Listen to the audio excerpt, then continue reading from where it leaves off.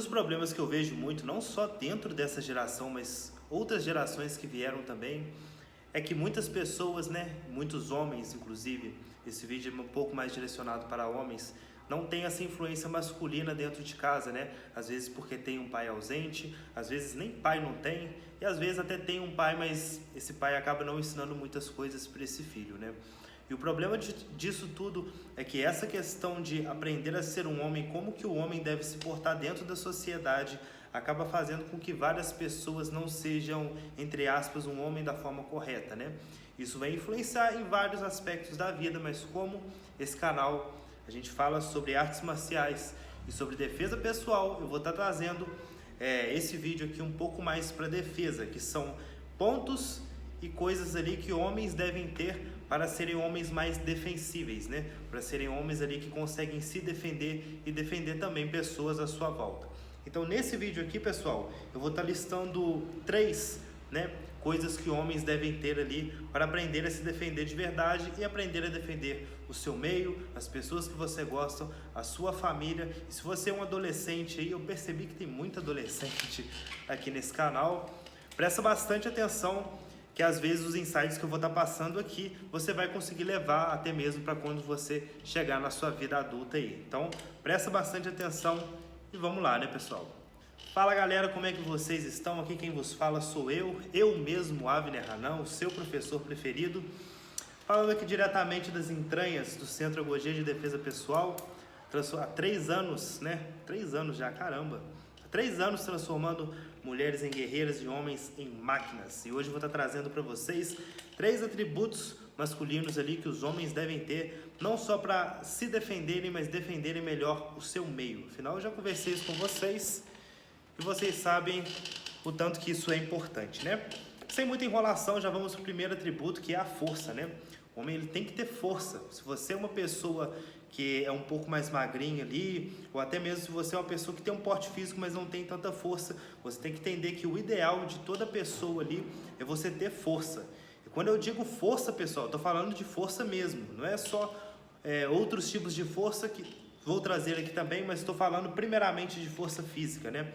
Você não precisa ser um marombeiro que fica puxando ferro para parecer bonitinho, mas o mínimo de força ali você tem que ter, né? Inclusive, você conseguir sustentar o peso do seu próprio corpo, né? Tem um vídeo que eu vi, cara, de uma mulher, eu acho, que ela estava com um carrinho de bebê, ela era muito obesa e o carrinho começou a descer na direção da rua e ela não conseguia correr atrás daquele carrinho porque ela caía no chão e ela não conseguia se levantar. Ou seja, ela não tinha força para levantar nem o peso do próprio corpo, né? Isso aí é baixaria. Você tem que ter força pelo menos para levantar o peso do seu próprio corpo. Você fazer umas flexões, você fazer algumas barras, algo do gênero. Quem tem oportunidade de fazer academia, faça academia, porque isso é muito importante. Quem não tem essa oportunidade, vai fazer calistenia. Existem vários vídeos na internet.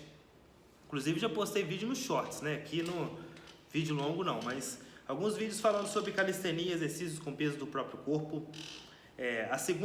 A outra questão que envolve a força ali também, pessoal, é principalmente força de vontade, né? Muitas pessoas elas não conseguem, às vezes elas nem tentam porque falam assim, é muito difícil, eu não vou conseguir. Se você tem alguma coisa na sua vida que você tem que fazer, você tem que ter força de vontade para correr atrás. Parece bizarro ter que estar falando isso, né? Mas muita gente não é ensinado, não é julgado isso na cara da pessoa.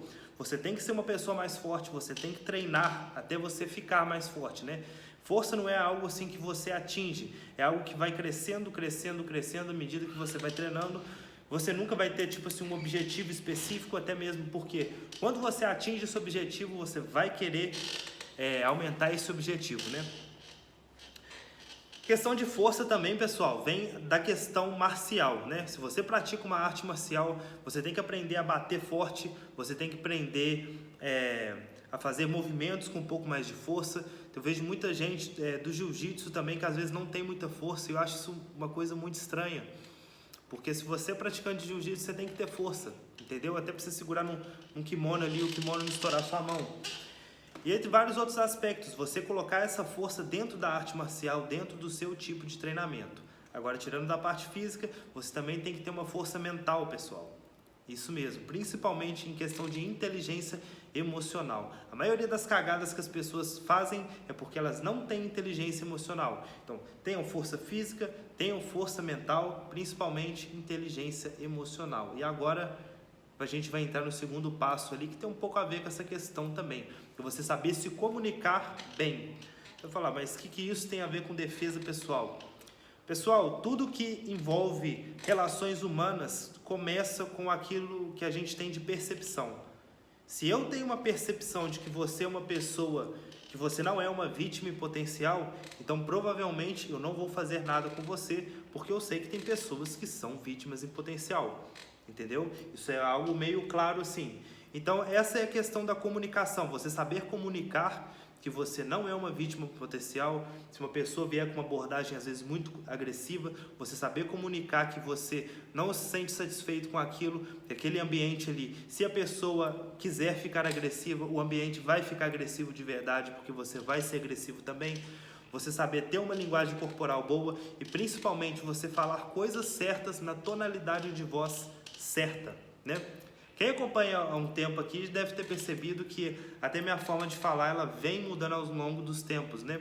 Isso não é só uma questão de forçar, mas de treinar também, né? Você fazer treinos de dicção para a sua voz ficar melhor, para que aquilo que você fala, né, fique mais, outras pessoas entendam, né? Não fique algo muito confuso.